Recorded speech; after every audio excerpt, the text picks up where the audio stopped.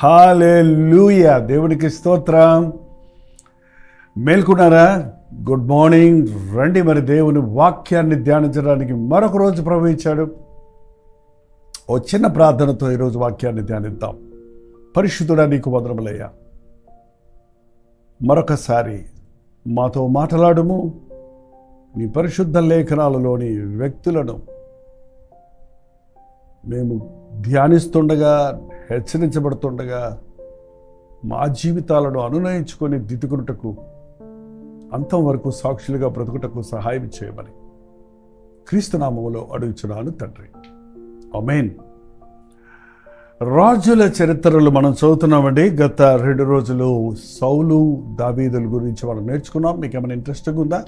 ఆ విషయం కామెంట్ సెక్షన్లో వచ్చి తెలియచేయండి. మరి ఇశ్రాయేలీయులకు 3వ రాజుగా ఏర్పరచబడిన వాడు సొలొమోను.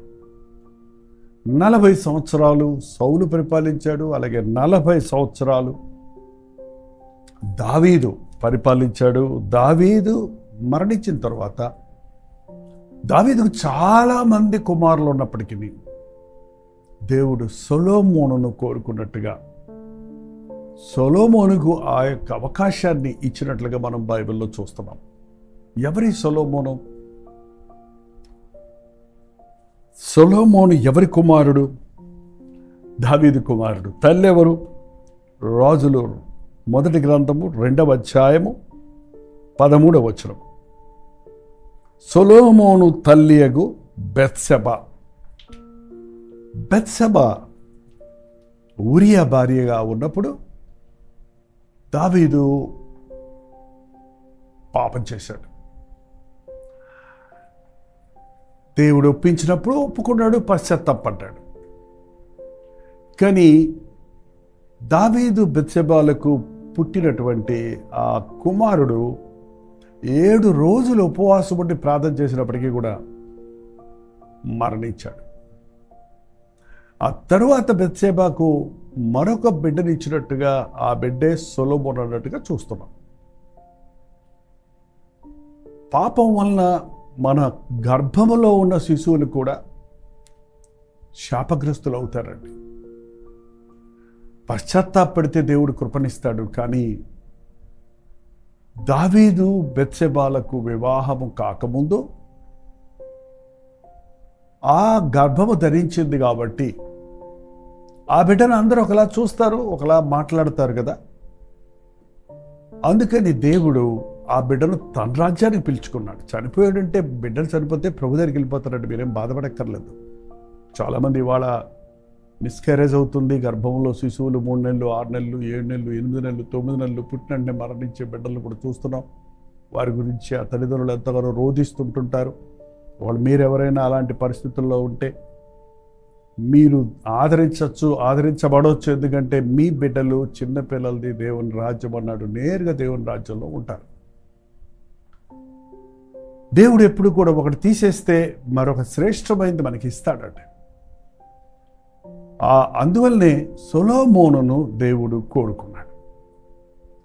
ఈలోగా దావీదు బెత్షెబాలు కూడా బాగా పశ్చాత్తాపడటానికి, ఆ బిడ్డ మరణాన్ని చూసినప్పుడు గుండెలు బాదుకొని తమ తప్పు కొరకు పశ్చాత్తాపడ్డట్టు మనం చూస్తున్నాం. ఈమెన్ బెత్షెబా కూడా పశ్చాత్తాపడిందని. తండ్రికే అంత బాధ ఉంటే రక్తం పంచి ఇచ్చినటువంటి బిడ్డ చనిపోతే తల్లి గుండెల్లో ఎంత వేదన ఉంటుంది. నిజంగా దేవుడు మన కన్నీటిని చూచేవాడు, మన ప్రార్థన ఆలకించేవాడు. ఆ తరువాత వారు దేవుని యందు భయభక్తులతో ఉన్నప్పుడు దేవుడిచ్చిన సొలొమోనును ఇశ్రాయేలీయులకు రాజుగా దేవుడు ఏర్పాటు చేశాడు. అప్పటికింకా అతడు బాలుడుగానే ఉన్నాడని, అంటే ఇంకా చిన్న వయసులోనే ఉన్నట్టుగా బైబిల్లో మనం చూస్తున్నాం. మీరు మారుమనసు పొందిన తర్వాత పుట్టిన బిడ్డలకి, పొందక ముందు పుట్టిన బిడ్డలకు తేడా ఉంటుందన్న సంగతి గమనిస్తున్నారా? అందుకే వివాహమైన వెంటనే మీరు ఇంకా ఆలక్ష్యం చేయకుండా, వివాహానికి ముందే రక్షించబడి వివాహం విశ్వాసులతో జరిగితే మీ జీవితంలో కీడు, శాపము ఉండనే ఉండదు. కనీసం వివాహమైన తరువాత అయినా మీ దోషములను ఒప్పుకొని పశ్చాత్తాపడితే ఆ పాపము సిలువలో ప్రభు భరించాడు కనుక ఆ శాపం మీ బిడ్డల మీదకు రాదు. రక్షించబడ్డ తల్లి తన బిడ్డను ఎంత బాగా పెంచుతుందో అన్నది సొలొమోను విషయంలో చూస్తున్నాం. సొలొమోను చిన్న వయసులోనే రాజు అయినప్పుడు, సింహాసనాసం మీద కూర్చోబెట్టినప్పుడు దేవునికి ఇష్టడుగా ఉన్నాడు. దేవుడు అతనికి దర్శనమిచ్చి గిబియోనులో కనబడి ఏమన్నాడు చూడండి, 3వ అధ్యాయం, రాజుల 3వ అధ్యాయం. గిబియోనులో యెహోవా రాత్రివేళ స్వప్నమందు సొలొమోనుకు ప్రత్యక్షమై, 5వ వచనం, సొలొమోనుకు దేవుడు ప్రత్యక్షమై ఏం కావాలి, నీకేం కావాలి అని అడిగాడు. హల్లెలూయా. ఈరోజు ఒకవేళ ప్రభు మీకు ప్రత్యక్షమై ఏం కావాలని అడిగితే ఏమడుగుతారండి? అబ్బో పెద్ద లిస్టే ఉంటుంది మన దగ్గర. కానీ సొలొమోను ఏమడిగాడు తెలుసా? నాకు జ్ఞాన వివేకము కలిగిన హృదయం దయచే.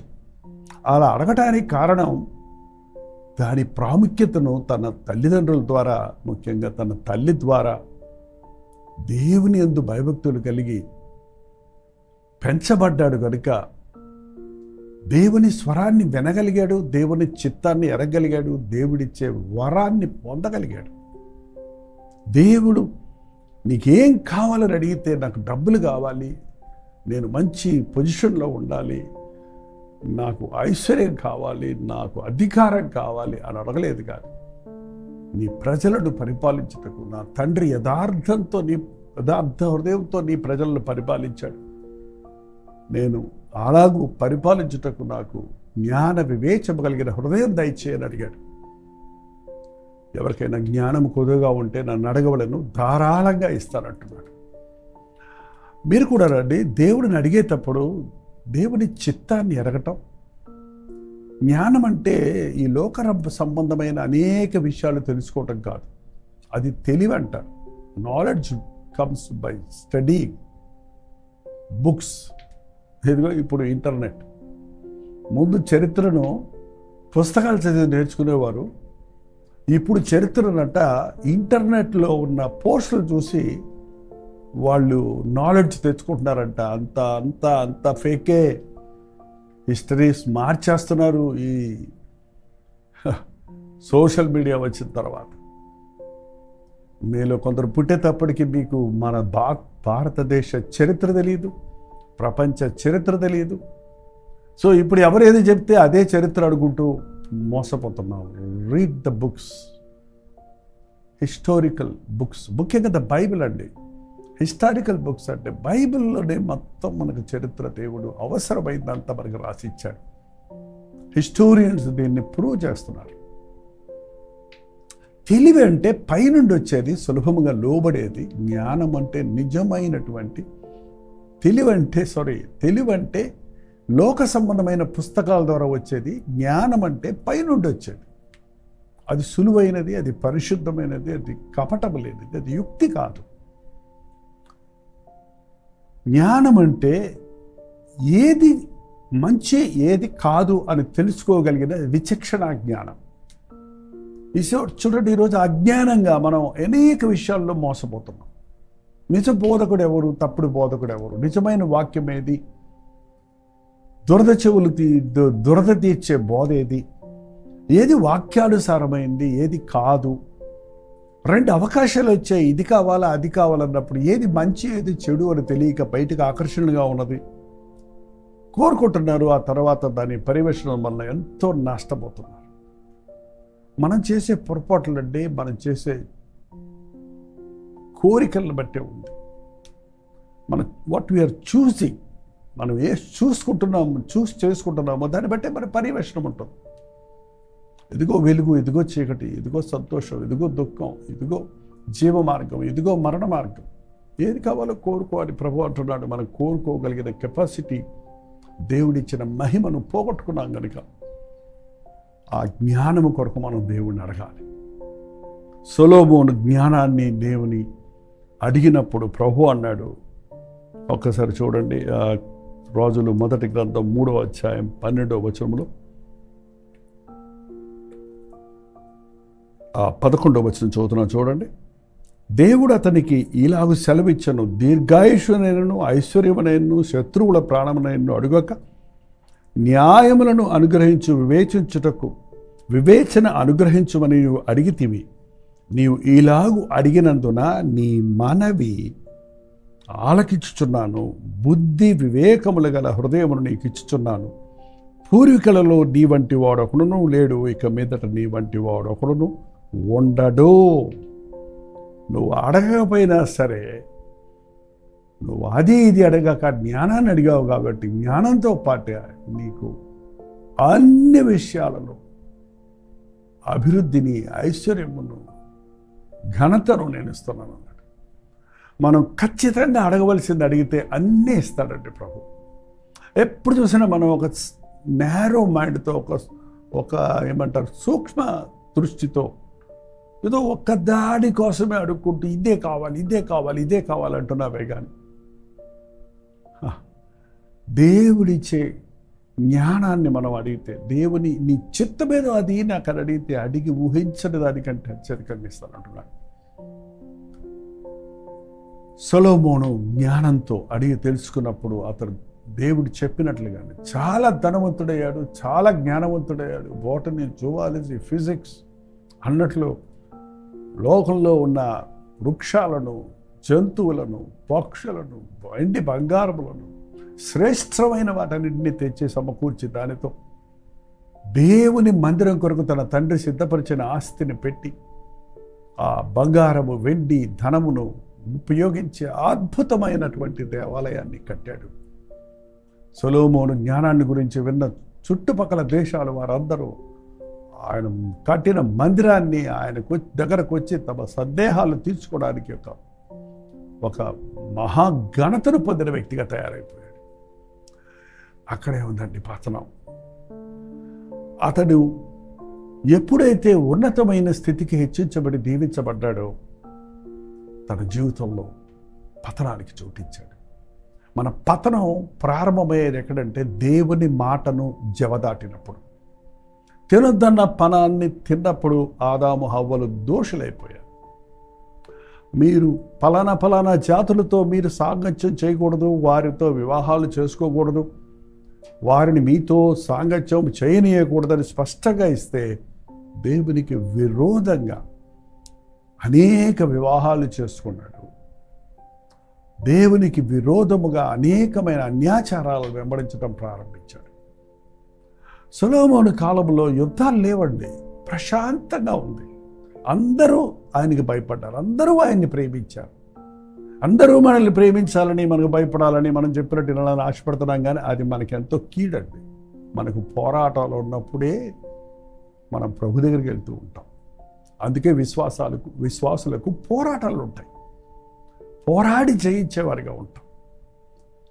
పోరాటాలు లేవు కాబట్టే సొలొమోను పతనం ప్రారంభమైంది. దేవునికి అవిధేయుడయ్యాడు కాబట్టి పతనం ప్రారంభమైంది. సొలొమోను కాలంలో గద్దించే, బుద్ధి చెప్పే ప్రవక్తలు లేరు. దావీదు కాలంలో, సొలొమోను కాలంలో ఉన్నారు, ఇంకా ఇతర రాజుల కాలంలో ఉన్నట్టుగా కనపడుతుంది. కానీ సొలొమోనే మహాజ్ఞాని, ఇంకా ఆయనగా చెప్పేవాడు ఎవడు?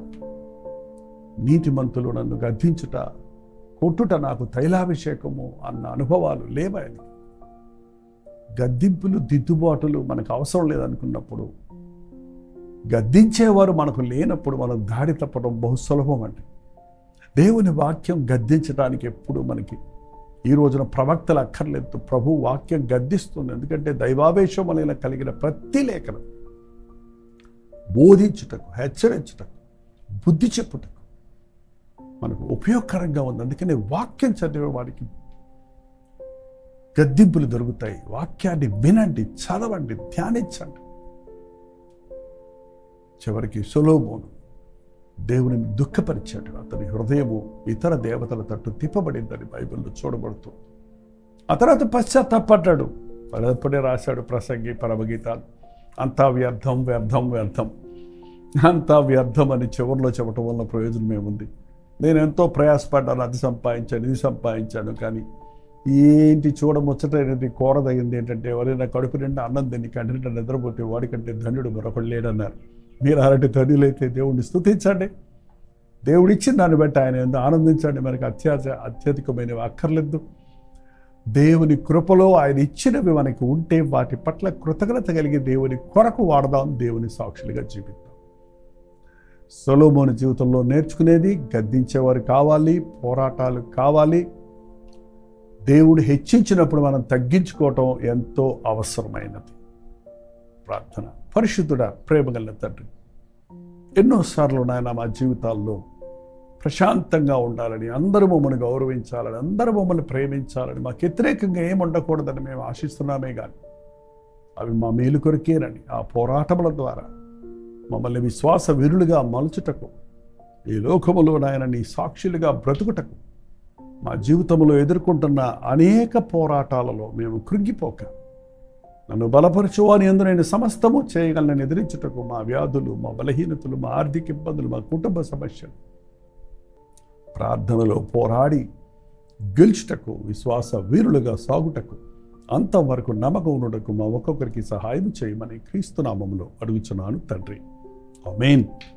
మన తండ్రి అయిన దేవుని యొక్క ప్రేమయు, కుమారుడైన క్రీస్తు యొక్క కృపయు, ఆదరణకర్త అయిన పరిశుద్ధాత్మ యొక్క సహవాసము కుడి వచ్చిన మనందరికీ ఇప్పుడును సదాకాలమును తోడయుండును గాక. ఆమేన్. దేవుని స్తోత్రం. మీ ప్రార్థనా స్తోత్రాలు భారాలు 954041 నెంబర్కి, మీరు ఇతర దేశాల్లో ఉంటే 91001000 నెంబర్కి ఒక టెక్స్ట్ లేక వాయిస్ మెసేజ్ ద్వారా వాట్సాప్ పెట్టండి. మీ పక్షంలో ప్రార్థించడానికి మేము ఎప్పుడూ సిద్ధంగా ఉన్నాం. మీరు కూడా ప్రార్థించండి, అప్పుడే మీ ప్రార్థనలకు జవాబులు వస్తాయి. Doctor Jaipal YouTube channel like చేయటం, షేర్ చేయటం మర్చిపోకండి. తెలుగు, తమిళ, హిందీ, మలయాళం, బెంగాలీ, ఒరియా భాషల్లో ప్రసారమవుతున్న టెలివిజన్ ప్రోగ్రామ్స్ అన్ని కొనసాగించుటకు ప్రభువుని ప్రేరేపిస్తే మీ యొక్క విరాళములు, కానుకలు పంపడం ద్వారా ఈ పరిచయంలో పాలిభాగస్తులే దేవుడు మాకిచ్చే ఆశీర్వాదాలు మీరు కూడా పొందవచ్చు. వివరాలు కావాల్సిన వారు కింద ఉన్నటువంటి ఫోన్ నెంబర్కి మీరు కాల్ చేయొచ్చు, క్యూఆర్ కోడ్ ఉపయోగించుకోవచ్చు. ప్రభుత్వం అయితే మధ్యాహ్నం 3 గంటలకు హెచ్చరిక, అలాగే రాత్రి 9 గంటలకు కల్వరి ప్రతి తొడిలో మళ్ళీ కలుసుకుందాం. అంతవరకు దేవుని మహాకృప మీకు తోడైనందాక.